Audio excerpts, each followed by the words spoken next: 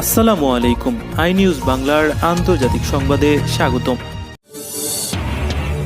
কাবার গিলাফ তৈরিতে আধুনিক প্রযুক্তি ব্যবহারের নির্দেশ।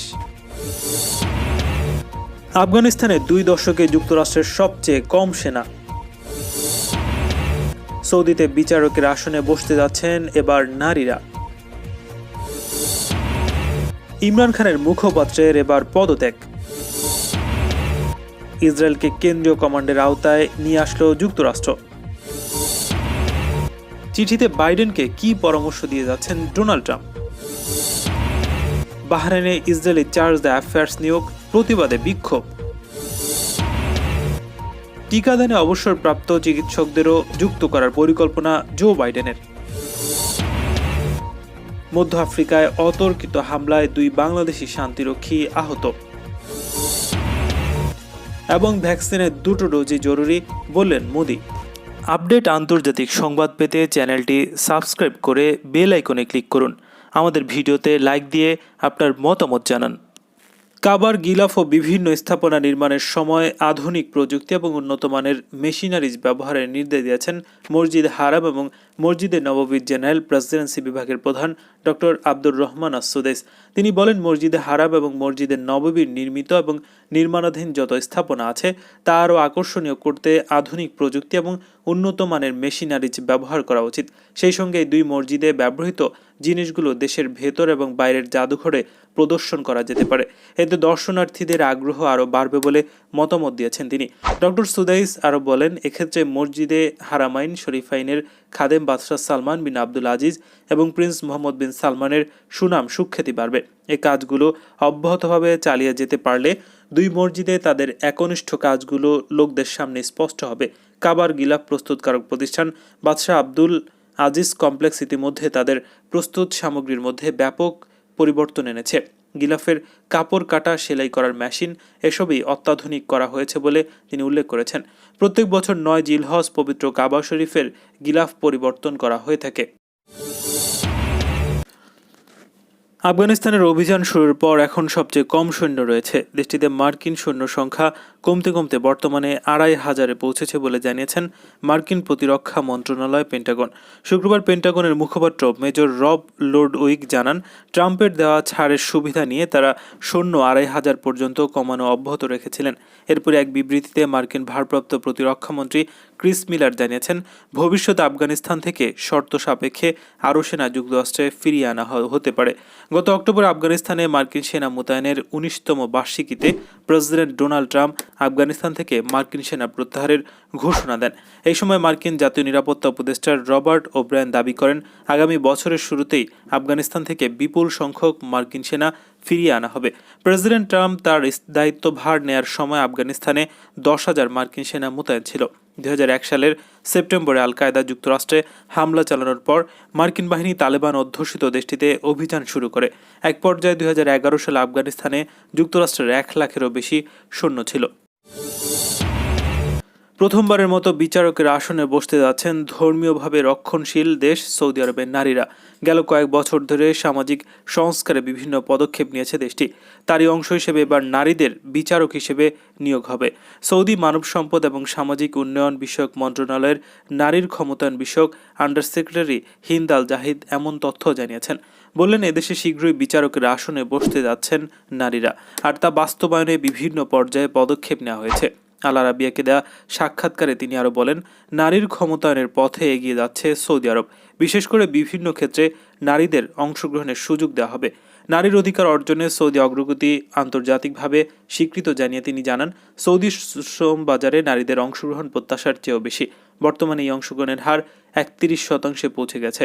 তিনি বলেন, সরকারি চাকরিতে সৌদি নারীদের অংশগ্রহণ 39 থেকে 41%।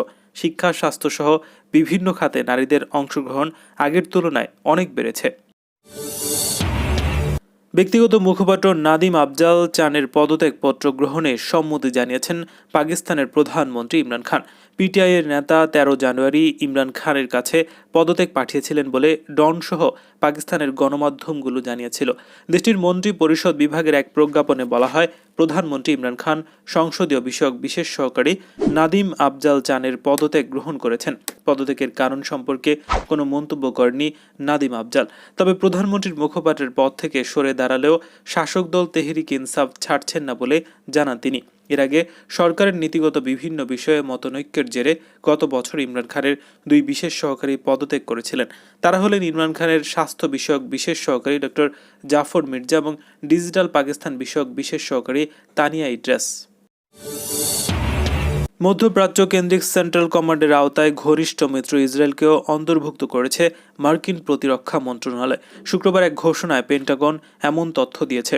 ইসরায়েল এবং আরব দেশগুলোর মধ্যে সম্পর্ক স্থাপনের যে মধ্যস্থকারীর ভূমিকা যুক্তরাষ্ট্র রাখছে তার ইউরোপীয় কমান্ডের মাধ্যমে পরিচালিত হবে না বলে আভাস দিয়েছে পেন্টাগনের এই পদক্ষেপ।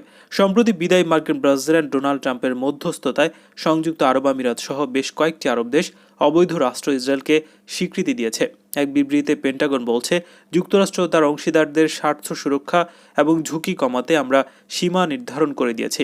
ইসরায়েলের সঙ্গে তার আরব প্রতিবেশীদের মধ্যকার উত্তেজনা হ্রাসের পর আব্রাহাম চুক্তি যুক্তরাষ্ট্রকে মধ্যপ্রাচ্য আমাদের সবার একই শত্রুর বিরুদ্ধে প্রধান মিত্রদের সঙ্গে একমত হওয়ার সুযোগ এনে দিয়েছে। শত্রু বলতে এখানে ইরানকে বোঝানো হয়েছে। শিয়া গরিষ্ঠ দেশটিকে যুক্তরাষ্ট্র, সৌদি আরব এবং ইসরায়েল মধ্যপ্রাচ্যের নিরাপত্তার জন্য হুমকি হিসেবে বিবেচনা করে আসছে। ফিলিস্তিনে ইসরায়েলি দখলদারিত্ব নিয়ে গত কয়েক দশক ধরে আরব দেশগুলোর সঙ্গে ইসরায়েল বৈরী সম্পর্ক চলছিল, কিন্তু দখলদারিত্ব বন্ধ না হলেও প্রেসিডেন্ট ডোনাল্ড ট্রাম্পের উদ্যোগে সেই বৈরিতা এখন মিত্রতায় রূপ নিয়েছে। ইসরায়েলকে ইউরোপীয় কমান্ড থেকে মধ্যপ্রাচ্যের কমান্ডের আওতায় নিয়ে আসায় যুক্তরাষ্ট্রের সঙ্গে সম্ভাব্য নিরাপত্তা সহযোগিতা সহজতর হবে। এমনকি উপসাগরীয় প্রতিবেশী দেশগুলোর সঙ্গে ইসরায়েলি সামরিক কর্মকর্তাদের সম্পর্ক আরও ঘনিষ্ঠ হবে। যুক্তরাষ্ট্রের প্রথা অনুযায়ী বিদায়ী মার্কিন প্রেসিডেন্ট ওভাল অফিসের ড্রয়ারে একটি চিঠি রেখে যান পরবর্তী প্রেসিডেন্টের জন্য, যেখানে উত্তরসূরিকে নানা বিষয়ে পরামর্শ দেওয়া থাকে বিদায়ী প্রেসিডেন্টের। ট্রাম্প তার উত্তরসূরি জো বাইডেনের জন্য এমন কোনো চিঠি রেখে যাবেন কিনা এ নিয়ে নানা মহলে প্রশ্ন উঠেছে। যদিও রেখে যান, তাহলে কি লেখা থাকতে পারে সেই চিঠিতে তা নিয়ে কৌতূহলের অন্ত নেই নানা মহলে। সাবেক মার্কিন প্রেসিডেন্ট বারাক ওবামার রেখে যাওয়া এমন চিঠি ডোনাল্ড ট্রাম্প অতিথিদের দেখাতেন, যেখানে সাবেক পূর্বসূরি হিসেবে ওবামা দেশের গণতন্ত্র এবং সংবিধানের সমুন্নত রাখার চমৎকার সব কথা লিখেছিলেন। সাফল্য কামনা করেছিলেন উত্তরসূরি প্রেসিডেন্ট ডোনাল্ড ট্রাম্পের। 20 জানুয়ারি সকালে প্রেসিডেন্ট হিসেবেই ডোনাল্ড ট্রাম্প হোয়াইট হাউস ত্যাগ করবেন। জো বাইডেন যুক্তরাষ্ট্রের 46তম প্রেসিডেন্ট হিসেবে শপথ নেওয়ার আগেই তিনি শেষবারের মতো এয়ারফোর্স 1 বিমানে করে 4 বছরের আবাসন ত্যাগ করবেন। মার্কিন ঐতিহ্য অনুযায়ী নতুন প্রেসিডেন্টের শপথ অনুষ্ঠানে পুরনো জনের থাকার রীতি থাকলেও এবার থাকবেন না Donald Trump. Vice president Mike Pence সস্ত্রীক উপস্থিত থাকবেন 20 জানুয়ারি দুপুরে জো বাইডেনের শপথ অনুষ্ঠানে। ডোনাল্ড ট্রাম্পের ব্যক্তিগত বাক্স পেট্রা শুক্রবার হোয়াইট হাউস থেকে ট্রাকযোগে সরিয়ে নিতে দেখা গেছে। হোয়াইট হাউসের বরাত দিয়ে মার্কিন সংবাদ মাধ্যম এসব কথা জানিয়েছে। 6 জানুয়ারি ডোনাল্ড ট্রাম্পের উস্কানিতে মার্কিন পার্লামেন্ট ভবন ক্যাপিটালে তার সমর্থকদের তাণ্ডব আমেরিকার ইতিহাসে কলঙ্কজনক অধ্যায় হয়ে থাকবে বলে মনে করছেন মার্কিন রাজনীতিকরা। আরব রাষ্ট্র বাহরাইনে ইসরায়েল তাদের চার্জ দ্য অ্যাফেয়ার্স নিয়োগ করেছে। গত সেপ্টেম্বর মাসে ইসরায়েলের সাথে বাহরাইন সম্পর্ক স্বাভাবিক করার পর তেল আবিবের পক্ষ থেকে এই পদক্ষেপ নেওয়া হলো। তবে ইহুদিবাদী ইসরায়েলের চার্জ দ্য অ্যাফেয়ার্স নিয়োগের এই ঘটনাকে মেনে নিতে পারেনি বাহরাইনের জনগণ। শুক্রবার সারা দেশের বিরুদ্ধে প্রতিবাদ বিক্ষোভ করেছে তারা। বিক্ষোভ মিছিলে যোগ দেওয়া লোকজনকে ব্যানার ফেস্টুন ব্যবহার করতে দেখা গেছে, যাতে লেখা ছিল, দখলদার ইসরায়েল, তোমার কোনো ঠাঁই নেই আমাদের দেশে, আমরা তোমাকে বহিষ্কার করব। ইসরায়েলের পররাষ্ট্র মন্ত্রণালয়ের টুইটার অ্যাকাউন্টে দেওয়া এক পোস্টে বলা হয়েছে, ইটাই ট্যাগনার নামে এক ব্যক্তিকে চার্জ দ্য অ্যাফেয়ার্স নিয়োগ করা হয়েছে। তিনি এরই মধ্যে বাহরাইনের পররাষ্ট্রমন্ত্রী খালিদ বিন আহমদ আল খালিফার সাথে সাক্ষাৎ করেছেন। এরপর বাহরাইনের জনগণ এই বিক্ষোভ মিছিল করেন। করোনাভাইরাসের টিকা প্রদান কার্যক্রমে গতি আনতে নিজের পরিকল্পনা ঘোষণা করেছেন যুক্তরাষ্ট্রের প্রেসিডেন্ট নির্বাচিত হওয়া জো বাইডেন। সিরিঞ্জ সহ টিকা প্রদানের প্রয়োজনীয় সরঞ্জাম উৎপাদন বৃদ্ধির নির্দেশ দেবেন তিনি। এছাড়া বাইডেনের পরিকল্পনা অনুযায়ী কেন্দ্রীয় দুর্যোগ প্রশমন কর্মীরা স্থাপন করবেন হাজার হাজার টিকাদান কেন্দ্র। এসব কেন্দ্রগুলিতে শিক্ষক, মুদি দোকানদার, 65 বছরের বয়সী এবং বর্তমান অযোগ্য বিবেচিত হওয়া হাজার হাজার মানুষকে টিকা প্রদান করবেন অবসরপ্রাপ্ত চিকিৎসকরা। ব্রিটিশ বার্তা সংস্থা রয়টার্স এ তথ্য জানিয়েছে। বিদায়ী প্রেসিডেন্ট ডোনাল্ড ট্রাম্পের প্রশাসনের অধীনে যুক্তরাষ্ট্রে করোনাভাইরাস টিকা প্রদান কার্যক্রম শুরু হয়।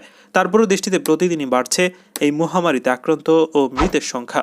নির্বাচিত হওয়া জো বাইডেন বলেছেন, ডোনাল্ড ট্রাম্পের শুরু করা কর্মসূচি ব্যাপকভাবে ব্যর্থ হয়েছে আর তা কাটিয়ে উঠতে নতুন পরিকল্পনার ঘোষণা দিয়েছেন তিনি।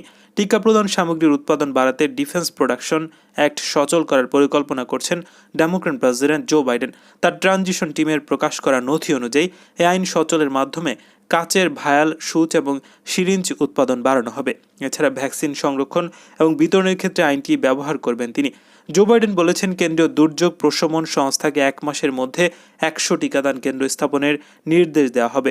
এসব কেন্দ্রে লাখ লাখ মানুষকে টিকা দেওয়া যাবে বলে জানান তিনি বলেন, পাড়ায় পাড়ায় থাকা ফার্মেসিগুলোকে টিকাদান কেন্দ্র হিসেবে তালিকাভুক্ত করা হবে। তবে বাইডেন স্বীকার করে নেন, এইসব পদক্ষেপ নেওয়ার পরও যুক্তরাষ্ট্র ভাইরাসটিকে নিয়ন্ত্রণ করতে সময় লাগবে। মধ্য আফ্রিকান প্রজাতন্ত্র বিদ্রোহীদের অতর্কিত হামলায় 2 বাংলাদেশি শান্তিরক্ষী আহত হয়েছে। এ সময় মারা গেছেন বুরুন্ডির এক শান্তিরক্ষী। মধ্য আফ্রিকায় নিয়োজিত জাতিসংঘ মিশনের এক বিবৃতিতে তথ্য জানানো হয়েছে। জাতিসংঘের মিশনের বিবৃতিতে বলা হয়েছে, গত শুক্রবার মধ্য আফ্রিকান প্রজাতন্ত্রের দক্ষিণাঞ্চলীয় শহর গ্রিমারিতে একটি অভিযানে গিয়েছিলেন বাংলাদেশ এবং বুরুন্ডির শান্তিরক্ষীরা। এ সময় তাদের উপর পরপর 2 বার হামলা চালায় বিদ্রোহীরা। দ্বিতীয় হামলায় প্রাণ হারান বুরুন্ডির এক শান্তিরক্ষী। এই ঘটনায় আহত হয়েছেন বাংলাদেশি শান্তিরক্ষী বাহিনীর 2 সদস্য। আহত বাংলাদেশিদের চিকিৎসা দেওয়া হচ্ছে বলে জানিয়েছে জাতিসংঘ মিশন মিনুস্কা। মধ্য আফ্রিকা জাতিসংঘ মহাসচিবের বিশেষ প্রতিনিধি মানিকিউর নিয়ায়ে গ্রিমারিতে নিহত শান্তিরক্ষীর প্রতি শ্রদ্ধা এবং তার পরিবারের প্রতি সমবেদনা জানিয়েছেন। আহত 2 বাংলাদেশি শান্তিরক্ষীর দ্রুত আরোগ্য কামনা করেছেন তিনি। গত 27শে ডিসেম্বর নির্বাচনে মধ্য আফ্রিকান দেশটির সাবেক প্রেসিডেন্ট ফ্রাঙ্কোস বোজিজের প্রার্থিতা বাতিল হয়ে যাওয়ার পর থেকে আবারও সহিংসতা বেড়েছে। 2003 সালে অভ্যুত্থানের মাধ্যমে ক্ষমতা দখল করেছিলেন অবসরপ্রাপ্ত সেনা কর্মকর্তা। 2013 সালে বিদ্রোহের মাধ্যমে ক্ষমতাচ্যুত হন তিনি। ভারতে করোনা টিকাকরণ কর্মসূচির সূচনা করলেন প্রধানমন্ত্রী নরেন্দ্র মোদী। বিশ্বের বৃহত্তম গণটিকাকরণ কর্মসূচির সূচনা করে প্রধানমন্ত্রী বলেছেন, ভ্যাকসিন তৈরি হতে অনেক সময় লাগে, কিন্তু দেশের বৈজ্ঞানিকরা দিনরাত এক করে পরিশ্রম করেছেন। 3 কোটি স্বাস্থ্যকর্মীকে ভারত সরকার বিনামূল্যে টিকা দেবে। করোনার বিরুদ্ধে লড়াই চালিয়ে যাওয়া কর্মীদের আগে টিকা দিয়ে দেশ ঋণ শোধ করবে। দ্বিতীয় দফায় 30 কোটি মানুষ টিকা পাবেন। ধীরে ধীরে সব দেশবাসীকেই টিকা দেওয়া হবে। একই সঙ্গে প্রধানমন্ত্রী বলেন, ভ্যাকসিনের 2টি ডোজ রয়েছে। 1 মাসের মধ্যে এই 2টি ডোজ নিতে হবে। ভ্রান্তির কোনো স্থান নেই। প্রথম ডোজ 2 সপ্তাহের মধ্যে কাজ করবে। আপনারা করোনার সময়কালে ধৈর্য দেখিয়েছিলেন, টিকা দেওয়ার সময় আপনারা একই ধৈর্য প্রদর্শন করুন, বলেন তিনি।